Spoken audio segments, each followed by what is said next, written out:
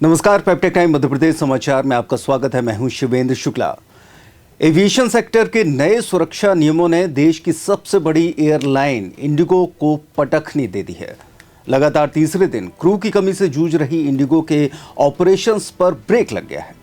गुरुवार को दिल्ली के इंदिरा गांधी अंतर्राष्ट्रीय एयरपोर्ट पर उस समय हाहाकार मच गया जब 95 उड़ानें रद्द हो गईं।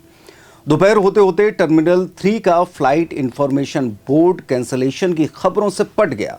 इनमें 48 दिल्ली से आउटगोइंग और 47 इनकमिंग फ्लाइट्स शामिल थीं। ज़्यादातर घरेलू लेकिन कुछ इंटरनेशनल भी।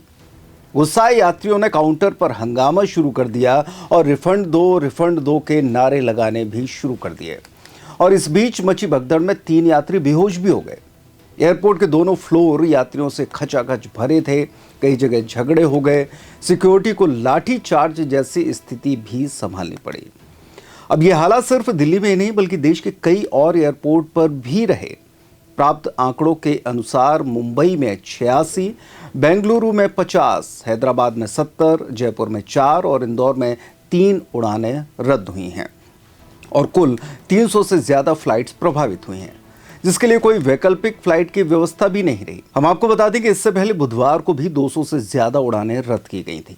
अब आपको बताते हैं कि आखिर क्यों इस तरह के हालात निर्मित हुए हैं। दरअसल Directorate General of Civil Aviation ने गत 1 नवंबर से पायलटों और क्रू मेंबर्स के फ्लाइट ड्यूटी टाइम लिमिटेशन के नियम सख्त कर दिए हैं।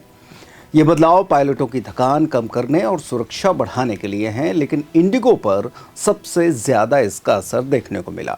चूंकि एयरलाइन के पास पर्याप्त क्रू नहीं थे, पहले से ही पायलट की शॉर्टेज है।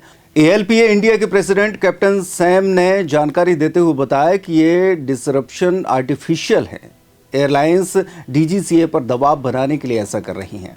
नवंबर माह में ही इंडिगो ने 1232 फ्लाइट कैंसिल की, जिनमें 755 एफडीटीएल वायलेशन के कारण हुई। सूत्रों की माने तो गुरुवार को इंडिगो के अधिकारी डीजीसीए से मिले हैं। वहीं रेगुलेटर ने एयरलाइन से डिटेल एक्सप्लेनेशन भी मांगा है।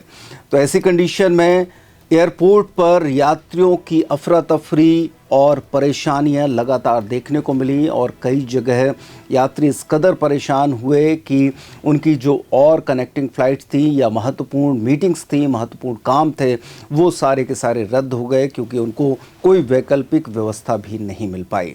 ऐसे में सवाल ये उठता है कि एयरपोर्ट जब अपनी मनमानी करती हैं किराए में, चाहे जब बढ़ोतरी हो जाती है, कई गुना बढ़ोतरी होती है, फिर इस कंडीशन में जब वे अपना काम नहीं कर पाती तो फिर यात्रियों को हुई असुविधा के लिए आखिरकार एयरलाइंस क्या करेगी।